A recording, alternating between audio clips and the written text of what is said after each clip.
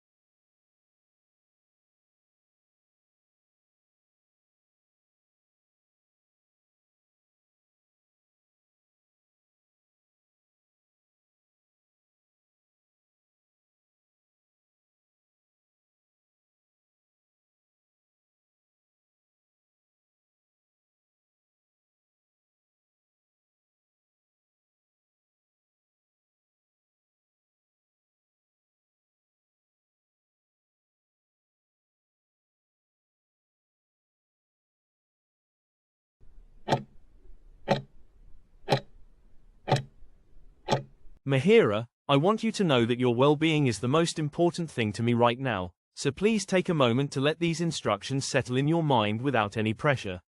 For the next day or two, your body needs gentleness, so I ask that you avoid driving, as your reflexes and focus might be softer than usual, and please steer clear of any tight or wet dressings that could irritate your skin or trap moisture, just as you would avoid scrubbing the area with any force, because your skin is tender and deserves the same patience you would show a healing bruise. You can absolutely move around and do very mild activities like walking slowly to the kitchen or stretching your fingers, but I urge you to listen for those tiny signals of fatigue and rest intermittently, even if you feel fine, because pushing through tiredness is not a kindness to yourself right now. As for complications, I need you to watch for any unusual redness that spreads, warmth that feels feverish, or discharge that has a strange color or odor, because those could hint at infection, and if you notice bleeding that soaks through your dressing or any sharp chest pain that makes it hard to breathe, please do not hesitate to call for help immediately, as those are signs your body is asking for urgent attention. I am here with you, not to frighten you, but to hold space for every concern you have, so please reach out the moment something feels off, because your safety is not a burden, it is a bridge we cross together.